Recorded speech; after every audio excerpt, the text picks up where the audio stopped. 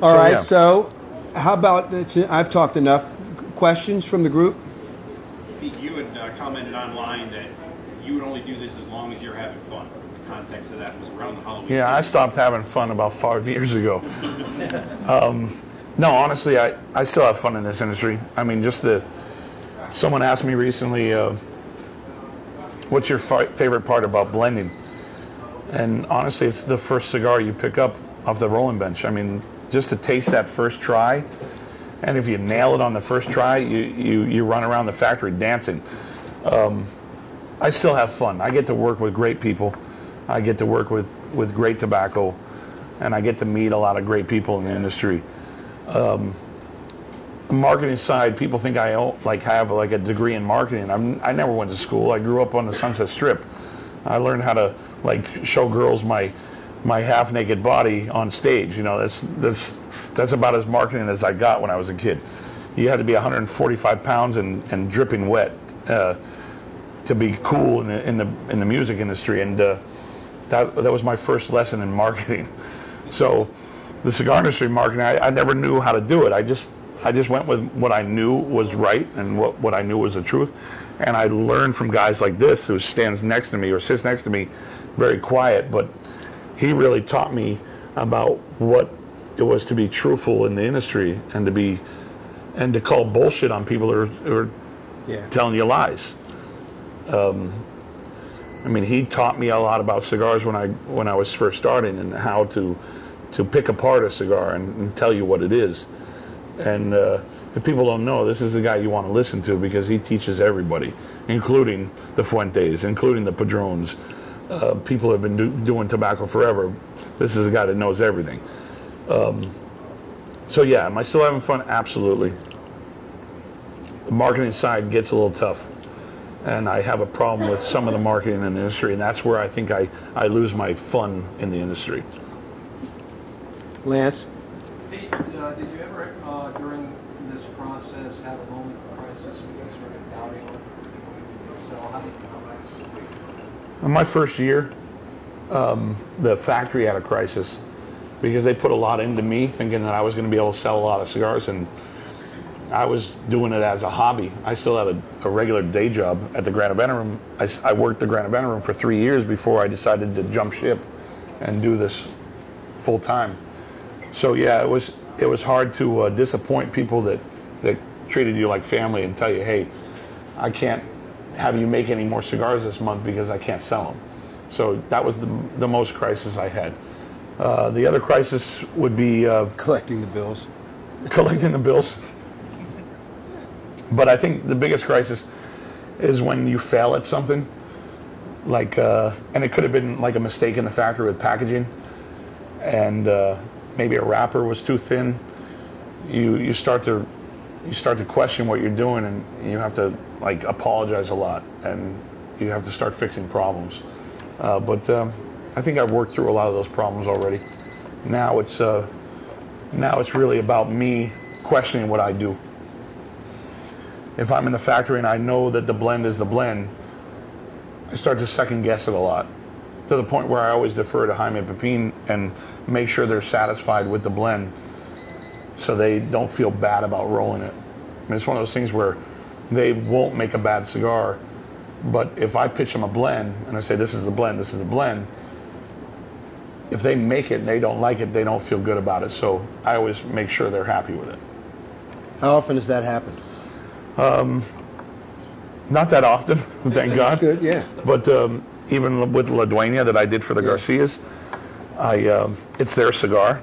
I did the blend, but just the other day I wanted to make sure that Jaime and Pepin were happy with it, because I didn't want them just to make the cigar because it was... Because you made it. Because I made it, and it might be a popular hit in the market because the marketing behind it. No, I wanted to make sure it was a good cigar for them, and not just something that they were making because they could sell it. That was the whole thing they have a bundle factory now. And to watch Pepin and Jaime in a room tasting samples of these bundled cigars and using tobacco that you can buy for $5 a pound, $6 a pound, $7 a pound. And I talked to them and I said, this is a bad mistake, because you can't make a bad cigar. Right. You can't let a cigar go out of your factories or any of your factories that you think is just mediocre. You want to make a decent cigar that people are going to want to smoke, and it's just going to hurt The rest of the line? The rest of the lines, because they're trying to make the premium cigar off of $5 a pound tobacco. So the materials will out. You know, that always shows. You can It make a will. great cigar. It will. You can make a great cigar, but it's going to be lacking in certain things. Absolutely. Jim, keep it clean. Of course. How much, I use the word verite, you put in tobacco cigar periodical and blog reviews? Say it again? How much truth do you think there is in cigar periodical and cigar blog reviews of cigars? I think the truth that goes into blogs and periodicals are what the manufacturer told the blogger. I mean, it's really up to us to make sure we give the accurate information. I mean, yeah, I mean... Do you think there are enough people out there with the skills to second guess what they're told and to challenge the information? There's a few of them. There's a few of them, and I like those few. No, I'm not going to name names, but there's a few bloggers out there that really second guess what they're being told, and I like the fact that they second guess it, because it only brings a little bit more truth, what I was talking about, to the industry. More pressure. And more pressure. You know, the more you lie, the more you have to cover up. And I don't know, but I should maybe start up my own blog and call people out on the blog. I don't know. Yeah, how to win friends and influence people. Well, I've lost a lot of friends in the industry, trust me. Not that Maybe many. they weren't my friends in the beginning. Exactly, right. To build on that question, a couple of years ago, CAO did a cigar, and they broke it down into pieces. And at certain events, they would say, okay, this is just the wrapper, this is just the filler. I don't remember what that was. Well, that's a cool way to taste tobaccos in the factory. It's a teaching machine. I mean, that's... Did you ever think about doing something like that? You talk a lot in this interview about teaching people that... It's really tough. It's really tough to do. I mean, you're talking about wasting a lot of tobacco to roll little miniature cigars that you really want to put in a cigar. Hanky's done it for years. Hanky's done it for years. Hanky's done it for years. And, I think even Alan Rubin did it for a while. Yeah, because he learned it from Hanky. From Hanky's class. It's a great way for people to do it on the consumer level. It's really tough. To do it on the retail level, it's not so hard. Yeah. Again, you're talking about a lot of wasted material to just roll up miniature cigars of individual components. That's how we do it in the factories, to taste different tobaccos, to see what they're tasting like, to see if they're ready. But yeah, to do it on the consumer level, I think it'd be really hard. I mean, I think the only cigar I could say I do that with is broadleaf. You know, Connecticut broadleaf, 100% in the La Casita Criolla. That's a one farm, almost a one vintage cigar. It's a way for people to try 100% broadleaf tobacco. It's interesting, though, single origin. Yeah. Z, you got a question? Jerry, you have any questions? I got you yesterday. Any questions for George? What's amazingly enough that not enough people ask him questions, and he's like the encyclopedia. You want to talk about the Little Monsters, what you're doing with that? No, we talked about it yesterday, but Little Monsters are miniature versions of the originals. Although I'm second guessing a couple of the blends already. Luckily, they're not in production yet, but I texted the factory yesterday saying that I was smoking a Wolfie, a miniature wolf, and I thought it was a little sharp tasting. Sharp meaning there was a little too much straightforward spice and not enough complexity in the blend. And that could have been, you know, just the way they broke down what essentially a wolf is a Kohonu version of a blend with a Sumatra wrapper. And you reduce it to that small of a size, and you start to have to pinch off tobacco and underfill it to make it that size. So it tasted like they were concentrated too much on the Ligero and not enough on the body of the cigar. And then where you talk about visos is where you get your aroma in your body. You get your Ligero for strength, and it seemed like it had only Ligero and only Seco and it was missing that body. So yeah, I told them to double check the blends to make sure that they're consistent, because something was off in that particular cigar I was smoking. So yeah, even when I smoke my own cigars, I second guess it. I'm still trying to figure out how to blend La Riqueza better than it is. So the little monsters are going to be 5 sizes, five different shapes, 5 different blends, and you're going to package them in boxes of 10, so you'll get 2 of each. 2 of each. And that's going to stay in production. I'm making a big giant run of 10,000 boxes. Originally it was 5,000. I decided to do it for 10,000 because I wanted them to be around for a while. But it's a consistent run. And so once those 10,000 boxes are done, they're done. But what that means is that if they do last a little time in the marketplace, they're all going to have the same origin, the same time frame. Yeah. And you're not going to keep producing them. You're going to do it. You're going to do the run, box them, and that's it. That's it. Exactly. Okay. Tom? You said growing up in LA, Sunset Strip, that sort of thing, a lot of that culture is based on aesthetics. Yeah. Sometimes there really isn't too much going on underneath that. I mean, coming from obviously we can get away from Hollywood. Coming from a musical perspective, seeing the bands coming out of LA. No, let's stay on the aesthetics part. Hollywood. Well, yeah, that was the point. Did that shape your view in terms of being able to see the core of, see what's real versus what isn't? What is the... Oh no, the thing with music, I mean, you can always put on a pretty face and grow your hair out and look like a chick on stage, but you still have to have good music. I mean, there are bands that came out that were horrible, but they had a good show. I mean, you notice it. Consumers notice it. Steven Tyler still has a job. Yeah, but you know what? When Aerosmith first came out, I mean, he doesn't sing the national anthem that well. But he's still a historic rock star.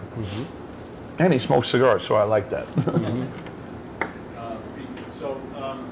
One of the things just following your career, like you came out, made a big splash. I mean, you're definitely like a person on your presence. I could tell, from the consumer side, there are a lot of people that maybe didn't take it seriously. And as you had that longevity, you realized no, even the Garcias, they didn't take me seriously when I walked in their factory the first time. But at this point, it's pretty hard to question the fact that you're not doing this as a hobby. No, I mean, you're serious. You're a legitimate. When I first started with my own cigars, the Garcias, I walked into where they were actually rolling my first production in someone else's warehouse, and they didn't understand why the hell I would want to call a cigar tattoo, and they still didn't understand it for a few months, but they understood that I was buying cigars from them. I don't know. Yeah, a lot of people didn't take me seriously. There was a lot of hardcore smokers that didn't know my background, didn't know who taught me, didn't know the manufacturers that paid attention to me when I was younger, and thought I was just some waiter from the Grand Havana Room. I like that one. I never bust a table in my life. Yeah, they all thought that I was just a guy who waited tables at the Grand Havana Room and didn't know anything about cigars. But I studied this business. I learned from the best people, and that's the one thing people probably don't know about me, is that I learned from the best people in this industry. I mean, the best. Now, I think that, I appreciate the fact that you're despite the perception that you might give off to people, you are, to me, like, you come off like a really hardcore tradition when it comes to cigars. Yeah. You really harken back to the old traditional few.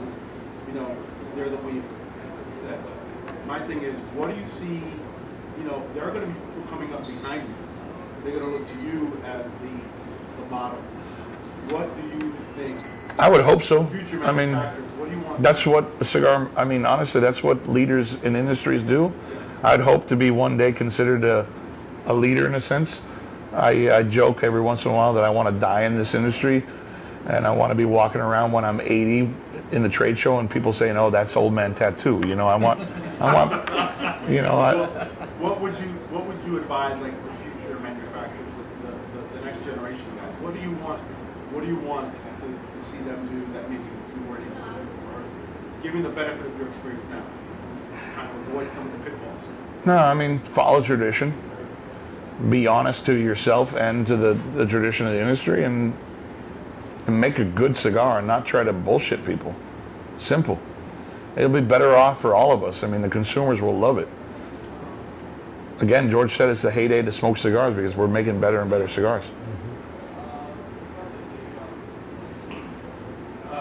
Since we were talking about truth in the industry, you can't expect every manufacturer, everyone who wants to make a buck, to police themselves, to be honest.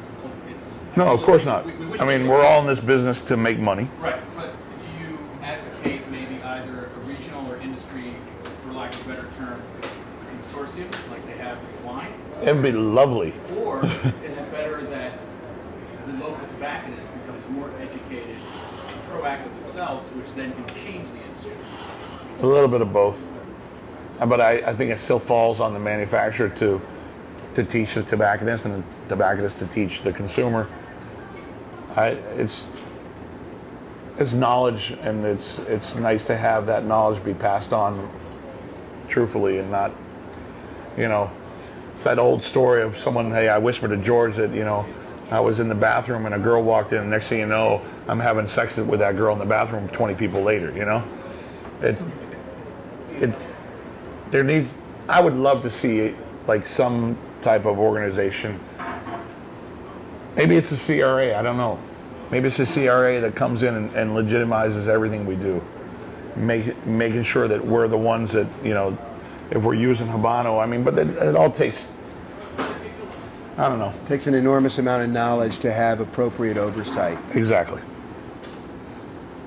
Exactly. It's a big challenge. And then to have all of these independent manufacturers subscribe to the same authority is a big challenge.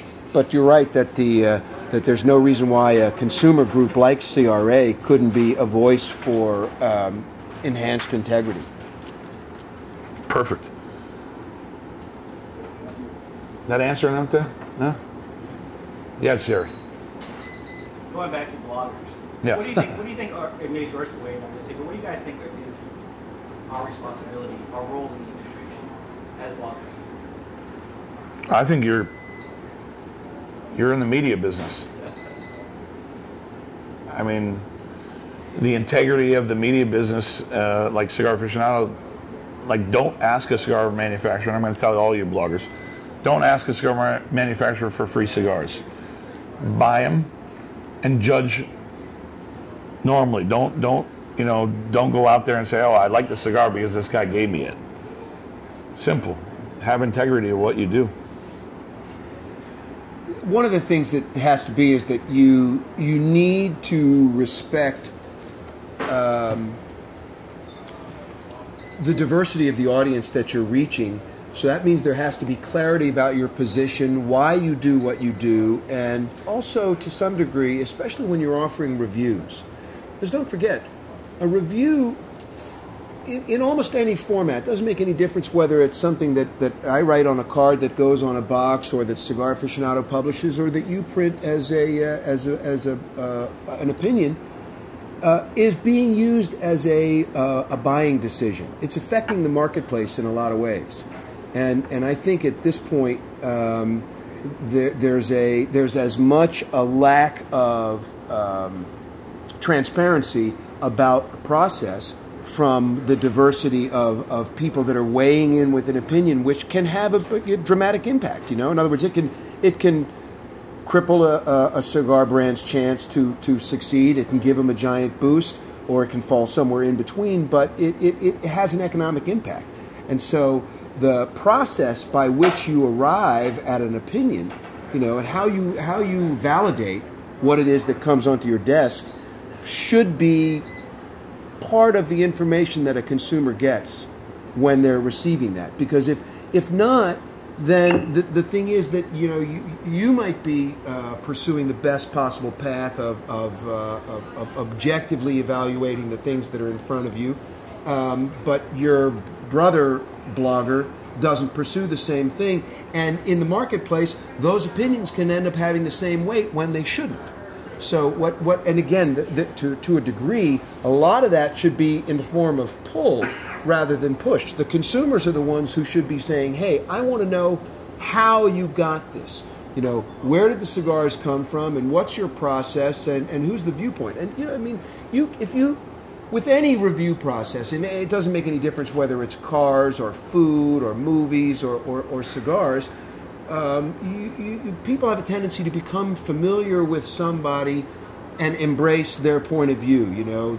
I like great value in cigars, or I like the richest wines, or I like fast cars. Whatever it is, there's something about your approach to it that they identify with, and as such, they really embrace what you have to say about it.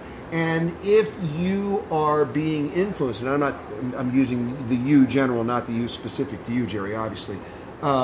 If you are all of a sudden prey to personality and friendships or junkets or any one of the tools that are out there that are possible to influence reviewers, and that's in every business. Literally, there's a reason why something like Consumer Reports has thrived as long as they have in being an independent voice that's free of the apparent influence of advertising dollars, for to put it on the table, right? And I think that there's a reason why the blogging community has been embraced as dramatically as it has, because they appear to be a group of people who are, hey, they're just like me, They're in no more of a position to accept or influence, but they're enthusiastically putting out their reactions to these things, and people share them. But if that's tainted, in other words, that you can sway that person's thinking, and listen, it happens to tobacconists at a trade show. It happens to people when you listen. There's no cigar that tastes here the way it does when you're smoking it in the factory. No. It does not work. It doesn't, look, how many times you've been on vacation, you're getting up in the morning and, you have a Mai Tai for breakfast, and you're in your beach chair at 10:30 and lighting up a cigar and go, this is the greatest thing I ever smoked. And you buy 100 of them, take them home and go, what the f*** was I thinking? Right? And your wife does the same thing when she wears the clothes that she bought on vacation. Hey, if Mercedes-Benz came to me tomorrow and said, hey, we want you to drive a car for a year and give us your opinion, if they're going to give me a car, I'm going to tell them it's the world-class car. But if I have to go buy it, I might tell everybody it's a piece of shit. I've been lucky. A lot of people like me in the industry. I'm very, very popular with a lot of the bloggers and a lot of the industry people, and maybe because I'm a funny guy, I don't know, but I still want them to judge my cigars properly. And even you, you just don't like certain cigars that I come out with. You just don't like certain cigars I come out with. You like me as a person? Sure, but you're still honest with your opinion. But if I gave you bundles of those cigars, you might be swayed to say, that's a really great cigar. To take that one step further, sometimes the bloggers actually get attacked for saying something negative. Well, this cigar's a little young, it needs to mellow. No, yeah. Like Jerry. They just did exactly what you said. They're truthful about it. They said, look, I like most of the cigars, but this particular one just didn't fit it for me. No, there's a lot of people that are fans, like me in particular. There's a lot of fans of the product, a lot of fans of me as a person. And when Jerry gives an honest opinion, they're going to trash Jerry for no reason. And I think we kind of stomped that a little bit. But he was giving his opinion. He just didn't like the cigar. But did it hurt my sales of the product, that particular product? No. And it's funny because I hear everybody around me telling me they like the cigar, but for some reason it doesn't hit Jerry's palate. Right. And that's fair. It's his palate. That's a fair opinion. Exactly. Right. But that, you're to have negative reactions to a published opinion is a part of opening up a forum.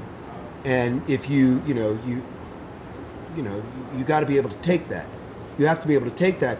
The question then becomes the audience of people that are witness to the vitriol that emerges sometimes when people offer an honest opinion that may be swimming against the tide. But again, if that's your position and it's you've put yourself, it's maybe wrong to say you place yourself in a position of authority, but nonetheless, the venue is there because you're offering your opinion. Then two things: you should be able to defend your opinion, and you have the right to them. I mean, there's no question. If you arrive at it honestly, as opposed to saying, "Oh, that guy Pete's a dick. I'm going to trash his cigar." I've got that before.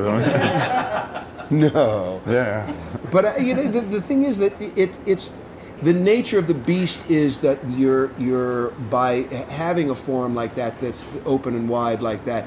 There are certain people that live just to be the negative voices, whether it's about your opinion, positive or negative, and their reaction, and they enjoy seeing their name in print and being the ones that whip up the furor.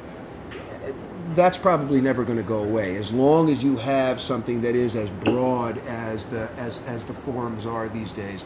And you need to, as a participant in that, you need to be a voice of reason and support and shut down somebody that comes in and flames Jerry for having an opinion about a cigar that's made with a tobacco that he doesn't like. No, hey. When he reviewed one of my cigars, I took it as like a learning experience, but when I commented on, I think it was the mistake as I commented on, like, okay, whatever, I'll move on. But people were like, Jerry's full of shit, he doesn't know what he's talking about, you're an asshole, this is a great cigar. No, it's his opinion. Mm-hmm. I pick up my cigars all the time. When I'm smoking even my own brands, sometimes hits you the wrong way. Hits me the wrong way, and I look at it and go, I got to talk to the factory about it. Right. There's something wrong in the blend, but it could have been that moment, that cigar, that time. Your palate. Whatever I ate. And, those are, but again, the repeat experience is what validates. Yeah. It's right or wrong, your particular reaction to that, in other words, what happened. But it's no one, that's one of the reasons why the process should always be that when you're evaluating something, it isn't about one experience. It isn't about one smoke, one time, one circumstance. I mean, if a post is about, hey, I was at a trade show and somebody gave me something and I lit it up and, it was like Christmas morning or something like that, that's okay because that's a one-time reaction in a particular setting and you've told that story. But if instead it takes its place with, reviews and evaluations that are subject to a different a different regimen, let's say, that's incorrect. It shouldn't happen, and you need to be able to define that. In other words, when you're putting that information out, you have to be able to tell somebody, I did it this way under this circumstance, and that's not the same thing as my publishing it as part of, It's like the difference between a Cigar Insider review and a Cigar Aficionado review. No, I mean, wine tastes better to me in Bordeaux than it does to anywhere else. Absolutely right. That's we're all subject to environmental. And one of my most memorable cigars is a Cohonu in Cuba. I got off the plane, got in Jaime's car, 4-hour drive to Baez where they grew up, and the first cigar that was offered to me was a Cohonu, and I'm like, it's kind of cool. I'm smoking my own brand. In Cuba. And I open up the box and I was like, man, it smells like that old Cuba smell that I would smell when I was a kid. And I lit it up, I'm like, oh my God, this is heavenly. Is it heavenly to everybody that smokes it? Probably not. But that one moment made it historic for me.